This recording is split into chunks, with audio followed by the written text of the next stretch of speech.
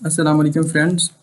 Today our topic is about non-current assets, audit procedures on non-current assets. वैसे file में तो 10 case studies हैं पर हम सिर्फ 5 पे बात करेंगे और हर केस स्टडी में 5 प्रोसीजर्स पे बात करेंगे। ये वीडियो हमारी ऑडिट प्रोसीजर पर लास्ट वीडियो है क्योंकि हमने सारे इम्पोर्टेंट जो भी लाइन आइटम्स हैं जो भी इम्पोर्टेंट हैं जो आज तक आके अपने पेपर्स में टेस्ट किए हैं, जहाँ जहाँ से मतलब प्रोसीजर्स पूछे हैं वो हमने कर लिए हैं। और सिर्फ प्रवीण वाली हमने नहीं की, फुल वो नहीं की, पर वो एक तो इजी है। आप अगर किसी टीचर से पढ़ रहे हो तो आपके पास जनरल प्रोसीजर्स लिखे होंगे प्रवीण के, तो वो आपकी उधर से कवर हो जाएगी। बाकी हमने कोई उसकी 3 से 4 केस स्टडीज़ इन पिछली 4-5 वीडियोस में हमने वो की है प्रवीण की, तो इसलिए वो हम नहीं करेंगे, ये हमारी लास्ट वीडियो होगी। तो चलते हैं अपने पहले सिनेरियो की तरफ। पहला सिनेरियो रीवैल्यूएशन का, IAS 16 से है ये रीवैल्यूएशन पर।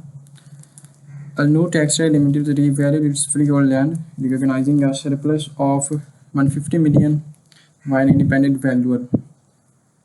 यहाँ से हमने जो हाईलाइट करना वो एक तो वैल्यूअर वाला है, क्योंकि कहीं पे भी कोई एक्सपर्ट यूज़ हो, कोई वैल्यूअर यूज़ हो, तो हमें सबसे पहले उसकी कॉम्पिटेंस कैपेबिलिटी को इवेलुएट करना होता है। The revaluation report was dated 6 months before year end with no adjustment for subsequent market movement. Other classes of PP were not revalued, raising a consistency concern under IAS 16। दूसरे number पे वो हमें ये बता रहे हैं कि जो रिवैल्यूएशन की डेट है वो 6 मंथ्स पहले की है ईयर एंड से, और साथ में ये है कि वो हर एसेट पे नहीं परफॉर्म की, सिर्फ कुछ एसेट्स को हमने रिवैल्यू किया। तो इस पे प्रोसीजर्स परफॉर्म करते हैं। पहला प्रोसीजर हमारा वही है, वैल्यूअर्स की कॉम्पिटेंस, कैपेबिलिटी, ऑब्जेक्टिविटी को इवैल्यूएट करना।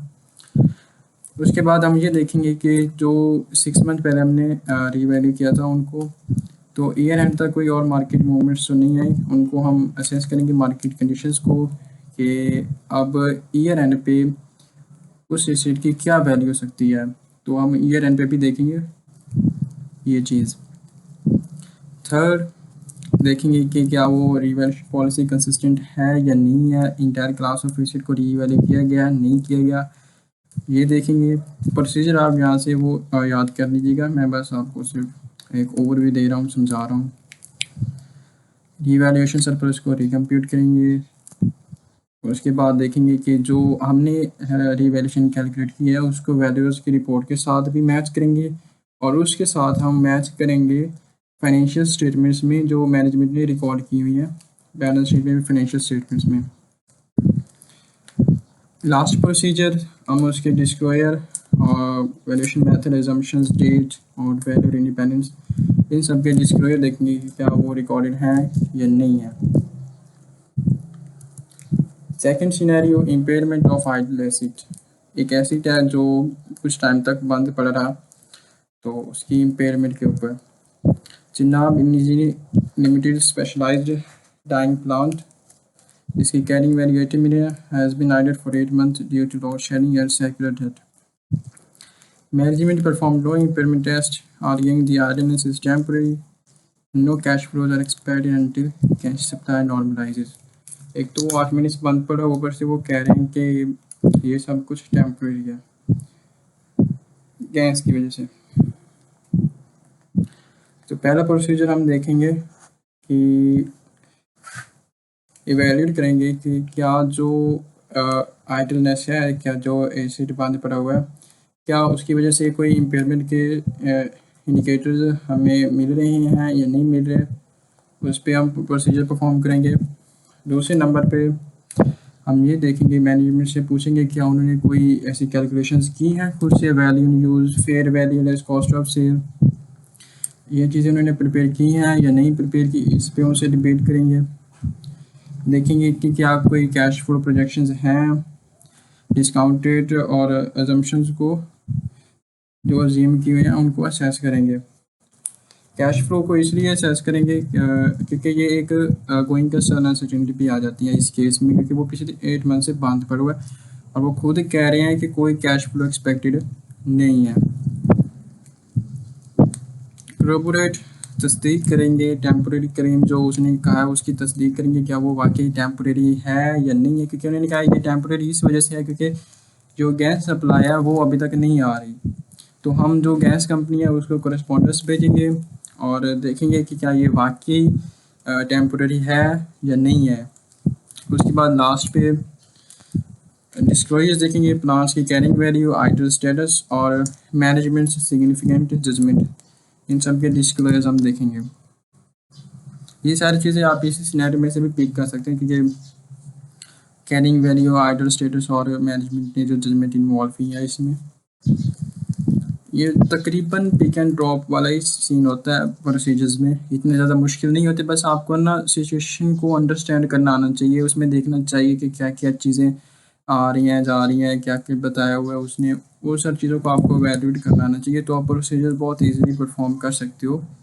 3-4 प्रोसीजर्स जनरल लग जाते हैं जैसे कन्फर्मेशन वगैरह, करस्पॉन्डेंस वगैरह, डिस्क्लोजर वगैरह। कोई अगर उन्होंने असेसमेंट की हुई है, कोई चीज़ अजम्पशन वगैरह ली हुई हैं, वो आप उनको इवैल्यूएट कर सकते हो। तो चलते हैं थर्ड सिनेरियो की तरफ। थर्ड प्रोसीजर है वो ये है कि एसेट है हमारे पास, उस एसेट में डिफरेंट कंपोनेंट्स हैं और सबकी अलग अलग लाइफ है, तो उनको अलग अलग लाइफ पे डेप्रिशिएट करना था, पर मैनेजमेंट ने क्या किया उसको एक ही एसेट समझ के सबको एक ही लाइफ पे डेप्रिशिएट करते हैं। तो हम इस प्रोसीजर परफॉर्म करते हैं। पहला प्रोसीजर हमारा ये होगा कि हम देखेंगे कि क्या जो डिफरेंट कंपोनेंट्स हैं क्या उनकी सिग्निफिकेंट कॉस्ट है, क्या वो इस अ, इस लेवल पे हैं कि हम उनको एक अलग कंपोनेंट कंसीडर करें और फिर उनकी एक अलग यूजफुल लाइफ बनाएं। मतलब क्या उनकी इतनी औकात है, मतलब उनकी पहले प्रोसीजर में उनकी औकात देखेंगे। दूसरे में हम देखेंगे कि जो डेप्रिसिएशन है उनको रिकम्प्यूट करेंगे हर कंपोनेंट की यूजफुल लाइफ पे। थर्ड प्रोसीजर में हम क्वांटिफाई करेंगे उसमें स्टेटमेंट को जो सिंगल डिजिट डेप्रिसिएशन में चार्ज करते हुए आई है और जो होनी चाहिए थी अलग अलग कंपोनेंट पर जो हमने डेप्रिसिएशन चार्ज करनी थी उसमें, और सिंगल डिजिट पर जो हमने डेप्रिसिएशन चार्ज किया उसके दरमियान में जो मिस स्टेटमेंट आई है, जो अमाउंट आई है उसको हम क्वांटिफाई करेंगे। देखेंगे कि जो कोई ऐसा कंपोनेंट है जो भी इसमें हमने रिप्लेस किया है, मैनेजमेंट ने स्वैप्ड आउट किया, रिप्लेस किया, तो क्या वो पुराने कंपोनेंट को डीरिकॉग्नाइज किया है रजिस्टर से या नहीं किया। फिर हम देखेंगे कि क्या जो प्रायर पीरियड में हमने कोई गलतियाँ की है, क्या उनकी कोई रीस्टेटमेंट रिक्वायर्ड है या नहीं है, और उस पर रिलेटेड डिस्क्लोजर्स हम देखेंगे। फोर्थ सिनेरियो है बोरोइंग कॉस्ट की कैपिटलाइजेशन का, कि हमने एक एसेट है जिसको हमने एक एसेट बनाना है, उसके लिए हमने कोई लोन लिया है, अब वो स्पेसिफिक लोन है, अब हमने उसको कैपिटलाइज करना है, ये मतलब एसेट की कॉस्ट का पार बनाना है क्योंकि वो उस स्पेसिफिक एसेट के लिए लिया है जो क्वालिफाइंग एसेट है। पहले तो हम ये देखेंगे क्या वो एसेट जो है क्या वो वाकई क्वालिफाइंग एसेट है या नहीं है। यहाँ पे क्वालिफाइंग एसेट की वो साथ में डेफिनेशन लिख रही है, आप देखते हैं।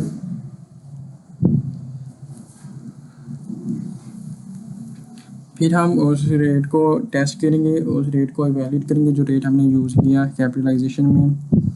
फिर हम देखेंगे कि क्या जो जैसे सिनेरियो में उन्होंने बताया कि वो 2 मंथ तक सस्पेंड रहा एसेट है, तो हम देखेंगे कि उसके दौरान क्या हमने कोई उसको कैपिटलाइज किया है या नहीं किया 2 मंथ में, क्योंकि कैपिटलाइज नहीं करना चाहिए था। अगर किया है तो हम उसको निकाल देंगे, जो कैपिटलाइज किया उसको हम एक्सपेंस आउट कर देंगे। क्योंकि हमने साथ में जनरल फंड भी यूज़ किए हैं, जब हम स्पेसिफिक लोन के साथ जनरल फंड भी यूज़ कर लेते हैं तो हमें एक वेटेड एवरेज कैपिटलाइजेशन रेट निकालना होता है, और इस क्वेश्चन में भी हमने जनरल फंड यूज़ किए हैं, तो हम देखेंगे उसको रिकम्प्यूट करेंगे वेटेड एवरेज कैपिटलाइजेशन रेट को। यहाँ पे आप इफ़ वाला वर्ड निकाल दें जो प्रोसीजर में देखा, क्योंकि उन्होंने सिनेरियो में वाज़े बता दिया कि हमने जनरल फंड यूज़ किया है। फिफ्थ पे देखेंगे कि जब इसे रेडी फॉर यूज़ हो गया था तो क्या हमने कैपिटलाइजेशन रोक दी थी या नहीं रोकी थी, मतलब एसिड की कॉस्ट ज़्यादा तो नहीं कर दी, हम ये देखेंगे।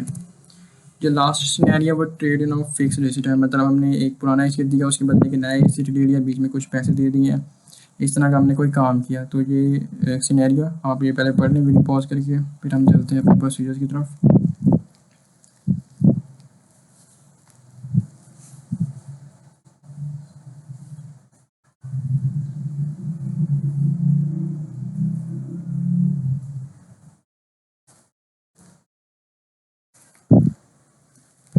चलते हैं अपने प्रोसीजर की तरफ। प्रोसीजर देखते हैं। पहला प्रोसीजर है कि हम देखेंगे क्या आइडेंटिफाई करेंगे ट्रेड इन डिस्पोजल इवेंट, क्या उसको हमने डी-रिकॉग्नाइज किया है अपने एसेट रजिस्टर से या नहीं किया, जो हमारा मतलब पुराना एसेट था उसकी कैरिंग वैल्यू के हमने डी-रिकॉग्नाइज किया है या नहीं किया, वो आइडेंटिफाई करेंगे। देखेंगे जो 1.5 मिलियन ट्रेड इन अनाउंस हमें मिला। ट्रेड इन अनाउंस होता है जो मतलब हमने एसेट जितनी कीमत का अभी फ़िलहाल बेचा हो, एक उसकी कैरिंग वैल्यू होती है, एक उसका ट्रेड इन अनाउंस होता है जो जितने पे हमने बेचा है, उसी पे हमें पता चलता है क्या क्या हमें लॉस हुआ है या प्रॉफिट हुआ है। तो इसका हम देखेंगे क्या, और ये ट्रेड इन अनाउंस होता है फेयर वैल्यू के बराबर, जो एसेट की उस टाइम पे फेयर वैल्यू होती है। यहाँ पे हम असेस करेंगे क्या जो उसका ट्रेड इन अनाउंस है जो 1.5 मिलियन का है, क्या वो उसकी फेयर वैल्यू को रिप्रेजेंट करता है, उसकी इक्वल है या नहीं है। उसके बाद हम डिस्पोजल पे गेन या लॉस को रिकैलकुलेट करेंगे। ऐसा करेंगे जैसे ये 1.2 मिलियन को 1.5 मिलियन में से माइनस करेंगे तो हमें ये गेन आ गया। तो ये आप यहाँ पे ना वो कैलकुलेशन भी शो कर सकते हैं, लिख सकते हैं इधर। फोर्थ प्रोसीजर पे verify the new vehicles cost equals cash paid plus fair value of the trade in, not cash paid alone. Scenario में आपने पढ़ा होगा कि मैनेजमेंट ने जो व्हीकल है उसको 3 मिलियन पे रिकॉर्ड किया जितना उसने कैश पे किया है। तो यहाँ पे वो प्रोसीजर्स में ये कह रहा है कि हम देखेंगे कि आया जो एसेट इस टाइम हमारे पास है ट्रेडिंग के बाद, क्या वो फेयर वैल्यू पुराने एसेट की जो फेयर वैल्यू है प्लस कैश जो हमने पे किया वो उसके इक्वल है या नहीं है, ये हम देखेंगे। लास्ट पे हम देखेंगे क्या वो जो फिक्स्ड एसेट रजिस्टर है वो अपडेटेड होता रहता है या नहीं होता रहता, क्या हमने पिछले व्हीकल को रिमूव किया है, नए व्हीकल को ऐड किया है, गेन को डिस्क्लोज किया है या नहीं किया। आप ये डिस्क्लोज वाला ना, गेन डिस्क्लोज करने वाला, ये अलग भी प्रोसीजर लिख सकते हैं।